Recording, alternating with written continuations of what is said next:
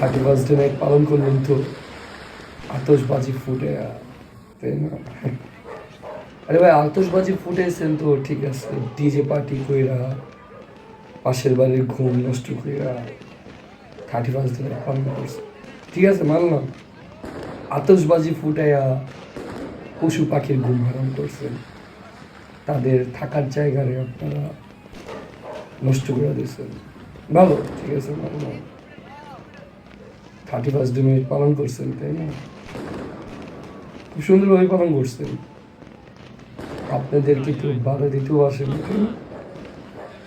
খুব জমকালোভাবে আয়োজন করছেন, আলোকসজ্জা বানিয়েছেন।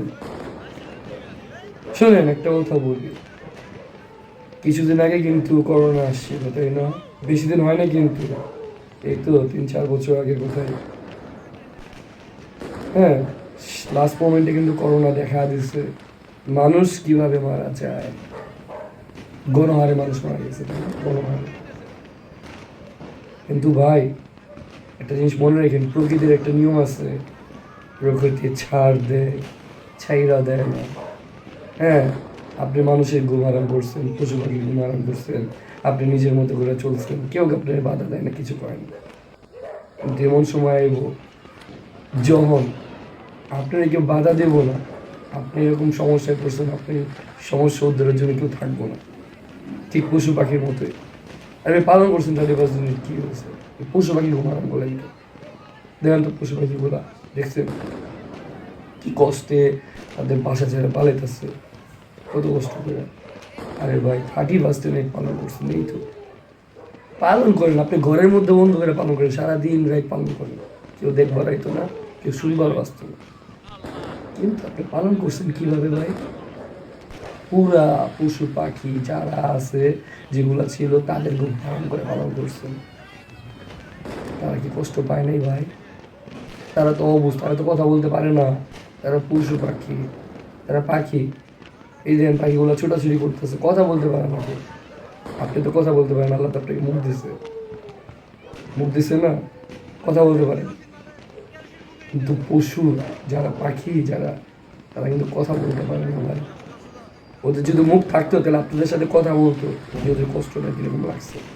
আচ্ছা, আপনি মনে করুন তো, আপনার 5 তলা একটা বাড়ি আছে, আপনি বাড়িটা ভেঙে দিলাম, আপনার কেমন লাগবো একটু ভাবেন তো।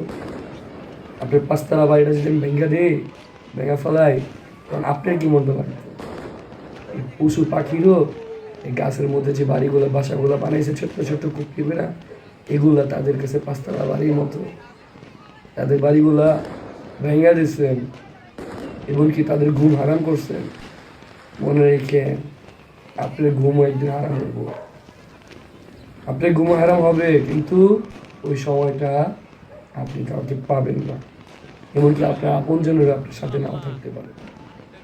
করোনার সময় মানুষকে দেখা দিছে, নিজের মা, নিজের বাবা যে জন্ম দিছে, সেই বাবার লাশটাও না, মানে কবরে যায় নাই, কবরে দিতে যায় নাই, করোনার ভয়ে। কিসের ভয়ে? করোনার ভয়ে। বাবার লাশটা আমি কবরে দিতে যাব, তো তখন যদি আমারও করোনা ধরে পড়ে। বুঝে রেখেন ভাই, প্রকৃতির ছাড় দেয়, ছাইরা দেয় না। গজব কেন আসে জানেন? এই আপনাদের মতো যারা নাকি এই প্রকৃতির সাথে লড়াই করেন, তাদের জন্য এই গজবগুলো আসে। আপনারা জেনে শুনে বুঝে কাজগুলো করতেছেন, এবং জেনে শুনে বুঝে কাজগুলো করছেন। হাজার হাজার বার সচেতনতা করা হয়েছে আপনাদেরকে, হাজার হাজার বার সচেতন করা হয়েছে যে এই রুলসগুলো মানবেন, এগুলো ক্যাটাগরি দেওয়া হয়েছে, সরকারের তরফ থেকে দেওয়া হয়েছে, বেসরকারিভাবে দেওয়া হয়েছে।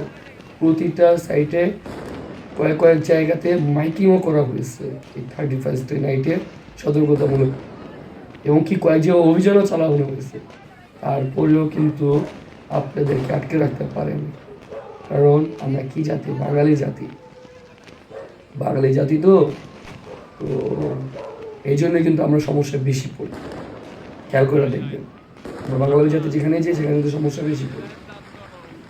সুতরাং আমি এই জিনিসটা এই জন্য বললাম, প্রতিটা দেশে 31st নাইট যে পালন করে, প্রতিটা দেশে তাদের নির্দিষ্ট একটা জায়গা বা গন্তব্য দেখে তারপর পালন করে।